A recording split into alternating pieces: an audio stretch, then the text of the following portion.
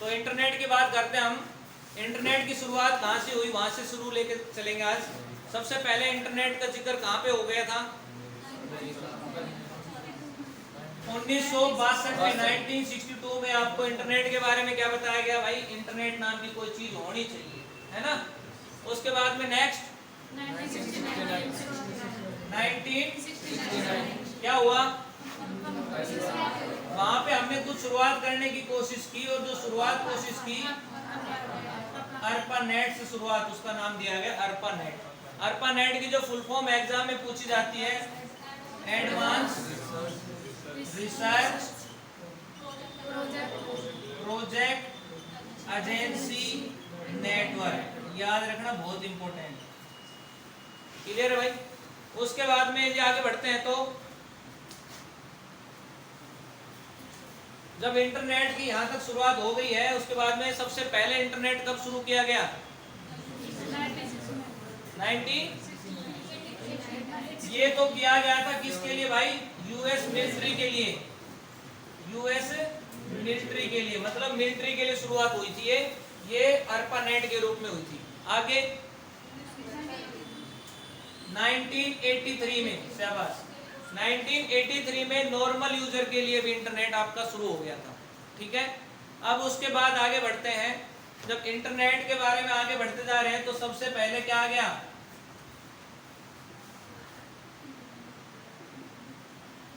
भारत पे आ जाते हैं। भारत में कब शुरुआत हुई? अगला पॉइंट ये आ जाता है कि भाई भारत में इंटरनेट की शुरुआत कब हुई। ठीक है, अब इसके बाद इंटरनेट में जो प्रोटोकॉल यूज होते हैं वो कौन कौन से? अगला क्वेश्चन ये बढ़ता है कि इंटरनेट यूज करने के लिए प्रोटोकॉल कौन सा यूज होगा। ठीक है, यहाँ तक क्लियर सबको? अब इसके बाद जब इंटरनेट की बात आने के बाद में हम आगे पॉइंट लेंगे आपका कि इंटरनेट को क्या बोलते हैं? Wide area network. नेटवर्किंग की कोई टाइप होती है, ठीक है भाई, नेटवर्किंग की कोई टाइप होती है, उसमें इंटरनेट कौन से टाइप में है? दूसरा इसका नाम क्या है? विश्वव्यापी जाल,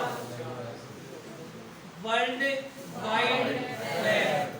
और www से रिलेटेड जो फुल फॉर्म है वो इस तरीके से आएंगी। यदि 3 बार w आ गया www तो वर्ल्ड वाइड वेब, 4 बार आ गया तो वर्ल्ड वाइड वेब बोल, और एक तीसरा है world wide web consortium, W3C। Consortium का मतलब होता है संघ।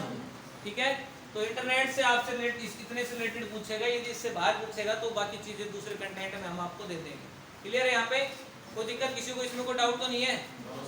W3C क्या है? World wide web consortium. यह एक ऐसा संघ है जो अपनी स्वेच्छा से, अपनी इच्छा से क्या कर रहा है? इंटरनेट को मैनेज करने का काम कर रहा है। ठीक है भाई, क्लियर सबको?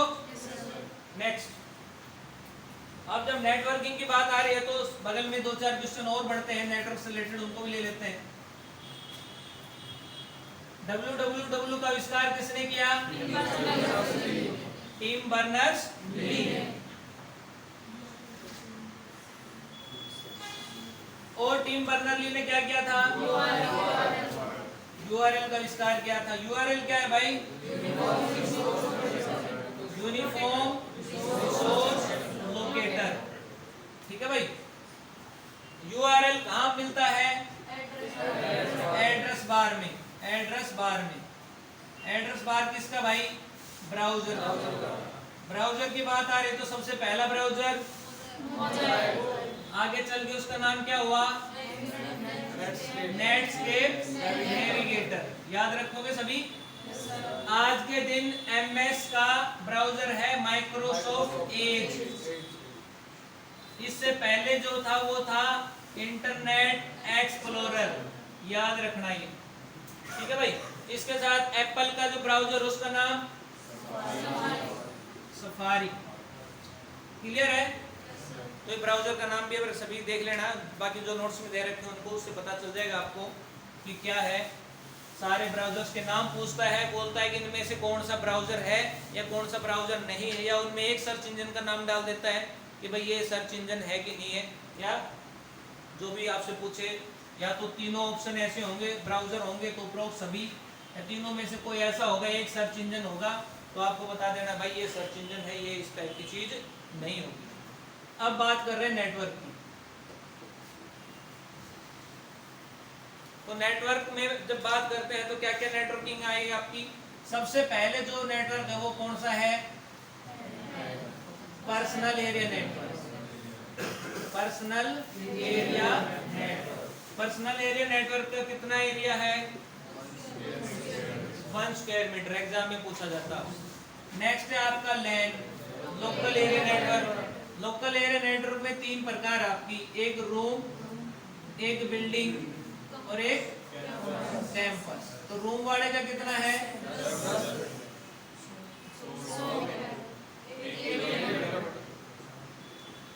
तो आपका जब लोकल एरिया नेटवर्क की बात करेगा तो 10 मीटर है, रूम का 100 मीटर है, बिल्डिंग का और कैंपस का है 1 kilometre.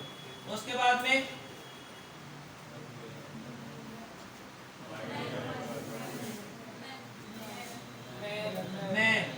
Metropolitan area network, metropolitan area network. पहली बात तो ये सारी फुल फॉर्म आपको याद रखनी, एग्जाम में फुल फॉर्म पूछता है, ठीक है। दूसरा आपसे डिस्टेंस पूछेगा, भाई 1 स्क्वायर मीटर का कितना है, 1 स्क्वायर मीटर किससे रिलेटेड है। पर्सनल एरिया नेटवर्क का उदाहरण क्या है, ब्लूटूथ। ये याद रखना, बहुत एग्जाम में पूछा गया है कि पर्सनल एरिया नेटवर्क उदाहरण इनमें से कौन सा है, तो ब्लूटूथ है। ब्लूटूथ का एरिया पूछ सकता है तो 1 स्क्वायर मीटर है। नेक्स्ट है आपका मैन, मेट्रोपॉलिटन एरिया नेटवर्क। इसमें क्या क्या आएंगे बताओ, डिस्टेंस बताओ, 10 किलोमीटर, ठीक है भाई। और आगे क्या बात करेंगे इसके अलावा, wide area network. Wide area network का उदाहरण इंटरनेट। इंटरनेट का दूसरा नाम जालों का जाल, विश्वव्यापी जाल, ठीक है, ये सारे इसके नाम हैं। और नेटवर्क का नेटवर्क भी कहते हैं इसको, ठीक है। एग्जाम में 3 ऑप्शन आपको मिलेंगे वहां पे। वाइड एरिया नेटवर्क हो गया किसका, इंटरनेट का उदाहरण। वाइड की बात आए तो क्या आ गई, विश्व की बात कर लेंगे तो आपका एरिया बढ़ जाता है, कितना हो जाता है। और उसके बाद आगे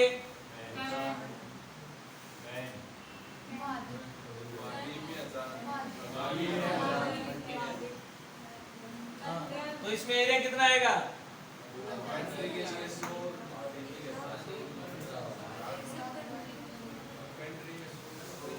महाद्वीप में।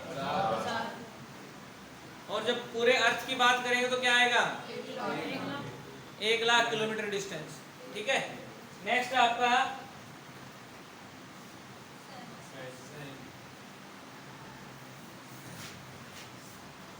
SAN, storage area network. Storage area network कहाँ यूज करते हैं, क्लाउड कंप्यूटिंग में। कहाँ यूज करते हैं, क्लाउड कंप्यूटिंग में। क्लाउड कंप्यूटिंग में यदि बात करें तो गूगल पे कितना स्पेस है, 15 GB। माइक्रोसॉफ्ट की कितना स्पेस है, 5 GB। तो इस तरीके से ये माइक्रोसॉफ्ट, गूगल क्या यूज कर रही है, क्लाउड कंप्यूटिंग यूज कर रही है। और क्लाउड कंप्यूटिंग में आपसे किसकी सहायता से करते हैं, कौन सी नेटवर्क टेक्नोलॉजी है, सैन। जो सैन नेटवर्क टेक्नोलॉजी है, इसमें क्या होता है, इसमें जो हार्ड डिस्क होती हैं वो बहुत ज़्यादा बड़ी हार्ड डिस्क होती हैं, वो आपस में कनेक्टेड होती हैं, इंटरकनेक्टेड होती हैं। वो जिस टेक्नोलॉजी से इंटरकनेक्टेड होती है उसको बोलते हैं RAID, red 0, red 1, red 2, red 3, red 4। और रेड की फुल फॉर्म आपसे एग्जाम में पूछता है RAID, redundant arrow, redundant array of inexpensive disk. Array आपकी रेड की फुल फॉर्म है, ठीक है। तो एग्जाम में इसको याद रखना है। आज के दिन फुल फॉर्म नहीं पूछता है, आज के दिन ये पूछता है कि RAID में आई क्या है। तो आपको इसको देखने में बहुत तकलीफ होगी, ढूंढने में बहुत तकलीफ होगी कि इनएक्सपेंसिव इंडिया दे रखा होगा, इंटरनेट दे रखा होगा, इंफॉर्मेशन दे रखा होगा, तो याद रखना इनएक्सपेंसिव उसका रहेगा, ठीक है भाई। ये फुल फॉर्म याद करने का तरीका, आज के दिन रट्टा बड़े बात नहीं चलेगी, कॉन्सेप्ट समझना पड़ेगा क्या है क्या नहीं, ठीक है। नेक्स्ट आपका है, ये था नेटवर्किंग के बारे में। कि भाई सैन मैन। इसके बाद एक और पॉइंट रह गया आपका BAN, बॉडी एरिया नेटवर्क। मतलब इस टाइप के डिवाइस जो आपके बॉडी से टच में रहते हो, जैसे कि डिजिटल वॉच की बात करोगे आप, आज के दिन जो घड़ी रहती है वो क्या है, आप कितने किलोमीटर रन किए हो, आपकी हार्ट बीट क्या है, आपके बॉडी का टेम्परेचर क्या है, ये सारी चीजें आप उसमें देख सकते हो। तो ये आपकी बॉडी के साथ अटैच होते हैं। तो ये सारी चीजें क्या है, बॉडी एरिया नेटवर्क में। क्लियर है? कहाँ से फीडबैक ले रही है वो, आपकी इन्वायरमेंट से फीडबैक ले रही है। इन्वायरमेंट का टेम्परेचर कितना है, बॉडी का टेम्परेचर कितना है, आप चलते हो तो आपकी जो हार्ट बीट है उससे वो सारी चीज़ों को मेजर कर रही है।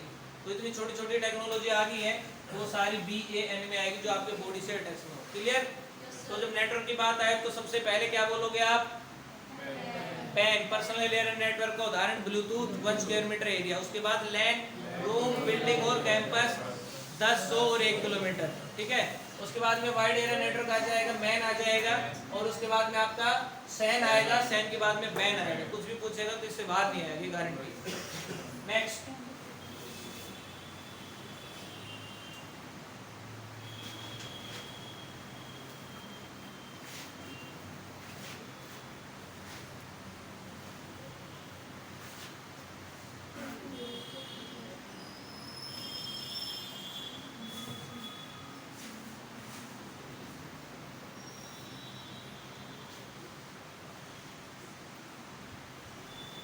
एक टर्म होती है IRQ, इंटरप्टेड रिक्वेस्ट। क्या होती है? Interrupted request.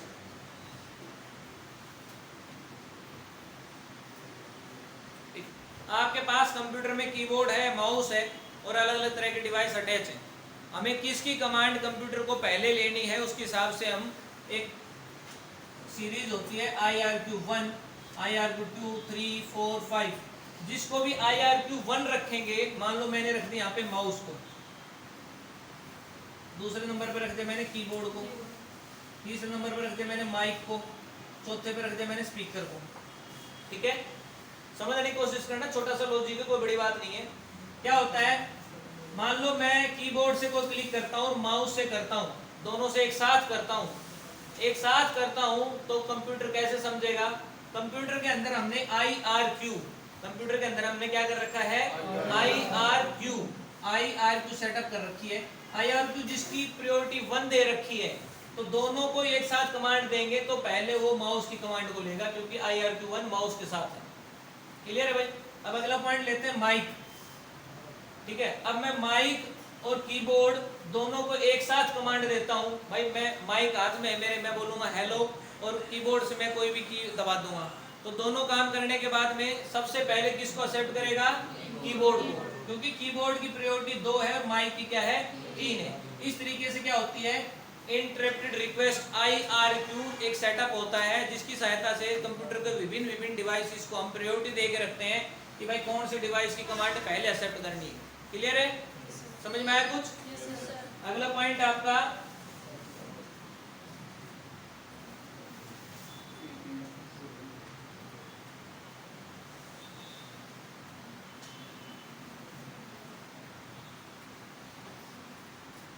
CPU की परफॉर्मेंस किसमें मेजर करेंगे? MIPS, मिलियन इंस्ट्रक्शन पर सेकंड। हार्ड डिस्क की परफॉर्मेंस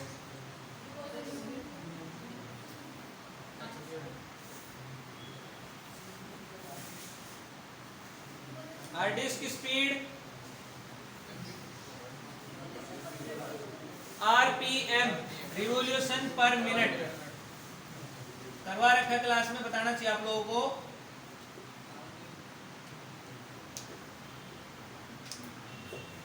क्लियर भाई? नेक्स्ट है आपका कंप्यूटर वायरस क्या है? Executive file.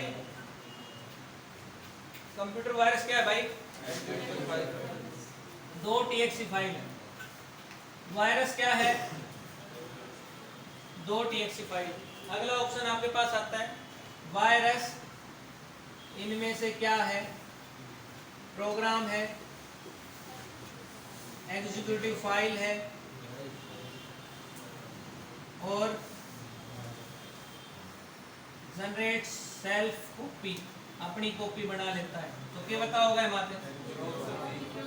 ये सारे वायरस की स्पेसिफिकेशन है, गुण है, क्वालिटी। ठीक है भाई। वायरस क्या है? एक प्रोग्राम है। कौन सा प्रोग्राम है? एग्जीक्यूटिव प्रोग्राम है। एग्जीक्यूटिव की आपकी शॉर्ट फॉर्म एग्जाम में .exe लिखा रहता है। ठीक है। वायरस इनमें से कौन सा प्रोग्राम है? .exe। दो टाइप की फाइल आप नॉर्मल लेके चलिए, एक तो .exe होती है और दूसरी होती है आपकी नॉर्मल फाइल। जैसे मान लो मैं जेपीजी इमेज की बात करता हूँ, आपके पास इमेज होंगी ना, जेपीजी कौन सी भाई? JPEG, joint picture expert group. मान लो कोई इमेज है, मैं आपको ये बोलूँ आप अपनी जो कंप्यूटर में या लैपटॉप में इमेज को इंस्टॉल कर लेना, तो इमेज इंस्टॉल नहीं हो सकती। ये क्या है? एग्जीक्यूटिव फाइल नहीं है, ये नॉर्मल फाइल है। इमेज को तो हम डबल क्लिक करके ओपन करके देख लेते हैं, लेकिन आपको मैं व्हाट्सएप या कोई ऐप दे दूं, भाई ये ऐप अपने मोबाइल में इंस्टॉल कर लेना, तो हम जब डबल क्लिक कर देते हैं तो उसके अंदर क्या वो इंस्टॉल होती रहती है और बाद में एप्लीकेशन चलती है जब पूरी इंस्टॉल हो जाती है। तो जो एप्लीकेशन इंस्टॉल हो रही है वो तो होगी एग्जीक्यूटिव फाइल।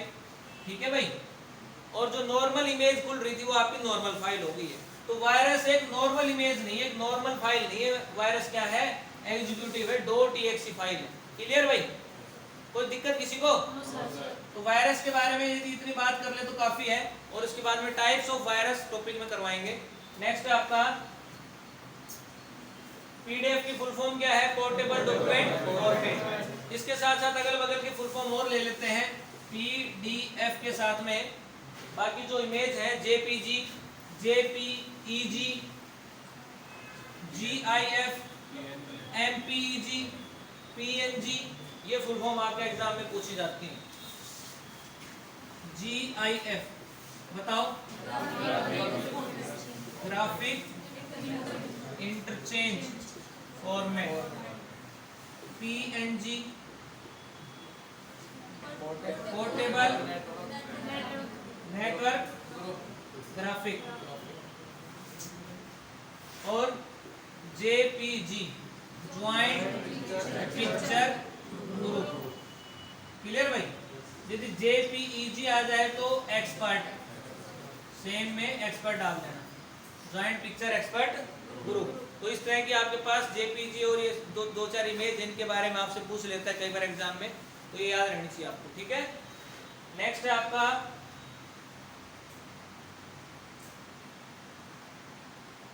कौन सा ऑपरेशन कंप्यूटर द्वारा किया जाता है? अंकगणित, रीजनिंग और स्टोरेज। कौन से किया जाता है बताओ?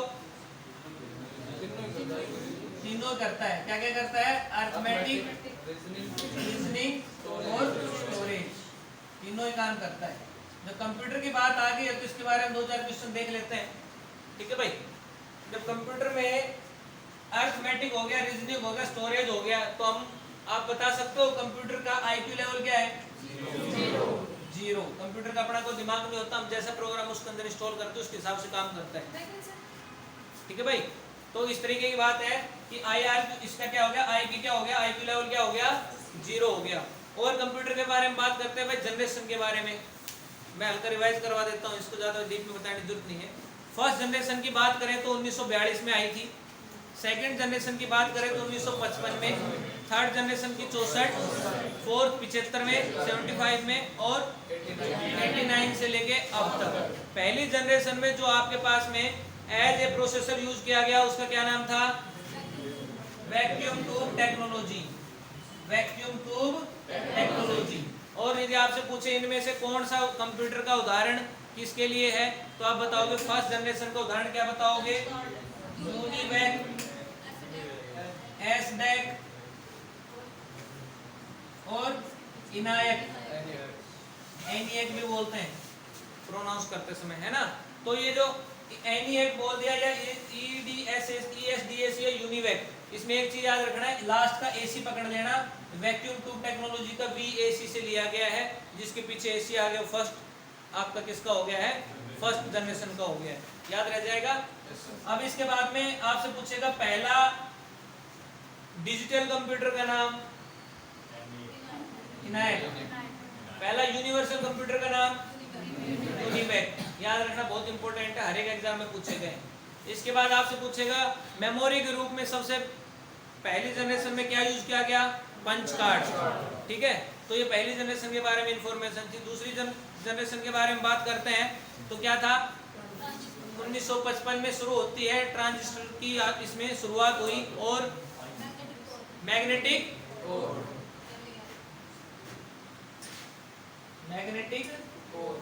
कोर, ये आपकी एज ए मेमोरी यूज हुई थी। याद रखना सेकंड जनरेशन में मैग्नेटिक कोर यूज हुई थी। क्लियर है सबको पॉइंट? उसके बाद में यदि सेकंड जनरेशन के उदाहरण आपसे पूछ ले तो क्या बताओगे?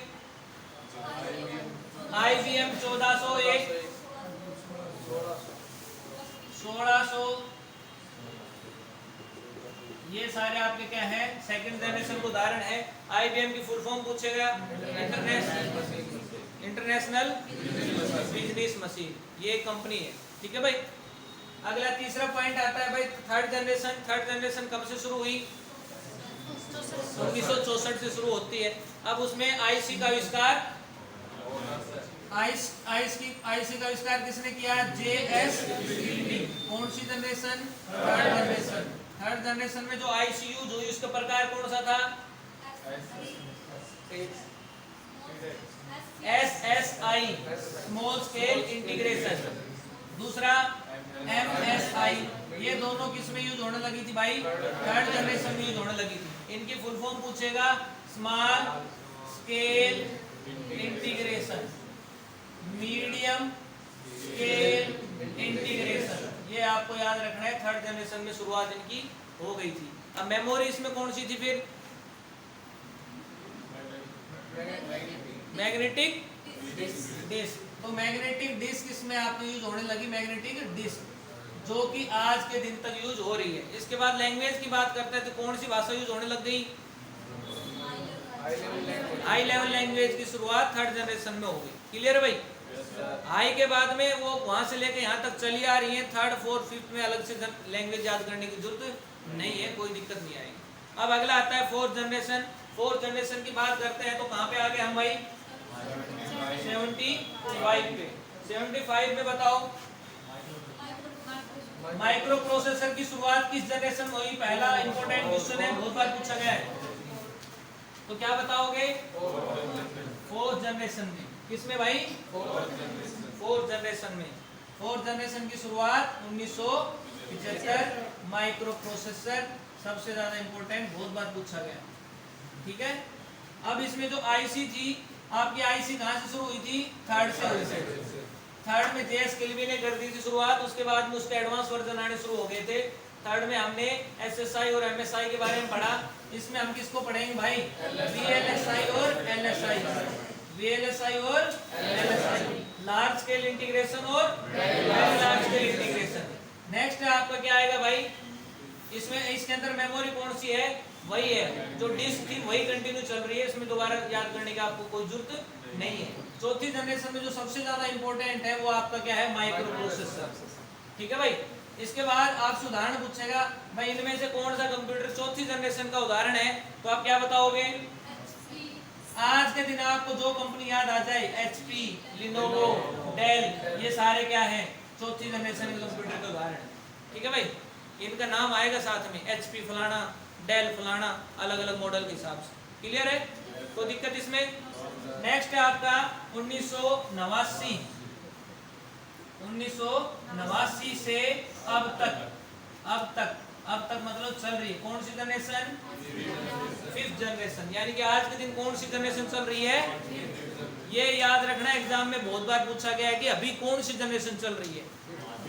पांचवी। याद रखना, बहुत इंपॉर्टेंट है। और हम वहाँ कंफ्यूज हो जाते हैं, फोर्थ लिखें या फिफ्थ लिखें या सिक्स लिखें। i7 आ गए, 7 लिखा। i7 प्रोसेसर का प्रकार है। हम यहाँ कंप्यूटर की जनरेशन की बात कर रहे हैं, तो आपको क्या करके आना है भाई? फिफ्थ जनरेशन चल रही है। अब इसमें क्या क्या इंपॉर्टेंट आएगा? सबसे पहले तो आपकी क्या आएगी? ULSI, ultra large scale integration. जो आपकी चिप थर्ड जनरेशन में शुरू हुई थी, उनकी सबसे advance technology ULSI, ultra large scale integration. कहाँ से शुरुआत होती है? 1989 से अब तक, मतलब अब चल रही है। बाकी हाई लेवल लैंग्वेज ऐसी कैसे चल रही है। उसके अलावा कुछ और लैंग्वेज क्रिएट होगी, लेकिन वो हाई लेवल लैंग्वेज के कैडर में आती है, तो उसको बार बार देखने की जरूरत नहीं है। आपकी डिस्क सेम चल रही है, तो उसको भी बार बार देखने की जरूरत नहीं है। तो इसके हिसाब से मुझे लग रहा है कि जनरेशन ऑफ कंप्यूटर क्लियर होगी और कोई दिक्कत नहीं होगी। एक क्वेश्चन बेटा हिस्ट्री से उठाएगा तो यहीं से उठाएगा। पहला क्वेश्चन एक और भी ले लेता है कि आज से 3000 वर्ष पूर्व कंप्यूटर की शुरुआत कहाँ हुई? चीन। याद रखना, ये आपके DMRC Delhi metro rail corporation के पेपर में पूछा गया था। ठीक है, एग्जाम में बार बार आने वाले क्वेश्चन बार बार आएंगे, इसमें कोई शक नहीं है, क्योंकि कुछ लेवल के क्वेश्चन होते हैं जो हर बार पूछे जाते हैं, तो इस चीज को आप याद रखोगे। इसके अलावा कंप्यूटर का दूसरा नाम संगणक।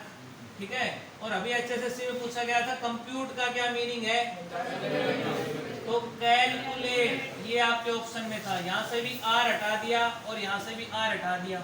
यदि आप नॉर्मली नहीं भी आता है तो आप कुछ न कुछ लॉजिक जरूर लगा सकते थे, यदि आपने कभी सुना होगा तो, क्योंकि कंप्यूटर क्या करता है, गणना करता है, इसलिए इसका नाम क्या है, संगणक।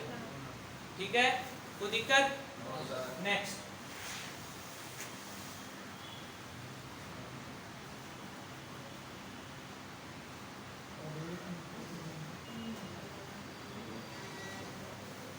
कंप्यूटर की जो स्पीड है वो किस में मेजर करेंगे भाई? मेगाहर्ट्ज में। यदि गीगाहर्ट्ज आए तो वो भी गलत नहीं है, और हर्ट्ज, ये तीनों ही चीज क्या है, ये सबसे छोटी है, उससे बड़ी, ये उससे बड़ी। ठीक है भाई, तो ये तीनों ही क्या है, उसकी टर्म है। बस कौन सी पेपर में आ रही है उसके हिसाब से आपको देखना है।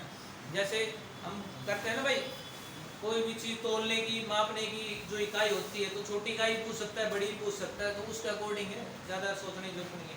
इससे पहले जो हमने पढ़ा था वो किसकी पढ़ी थी, MIPS, क्या किसकी थी, CPU की। तो आपसे पूछेगा प्रोसेसर की, CPU क्या है, सेंट्रल प्रोसेसिंग यूनिट। तो प्रोसेसर में आपको क्या बताना है, मिलियन इंस्ट्रक्शन पर सेकेंड। ठीक है, इंस्ट्रक्शन के हिसाब से लाखों इंस्ट्रक्शन एक बार में एग्जीक्यूट करना। जितनी वो इंस्ट्रक्शन हैंडल करेगी उसके हिसाब से, जितनी वो इंस्ट्रक्शन हैंडल करेगी उसके हिसाब से हम क्या करेंगे, उसके हिसाब से हम उसकी स्पीड को मेजर करते हैं। 1 लाख मिलियन इंस्ट्रक्शन, यदि वो 10 लाख इंस्ट्रक्शन एक साथ हैंडल करने की क्षमता रखता है तो उसके हिसाब से हम देख रहे हैं। क्लियर है? अब इसमें यदि आपसे पूछ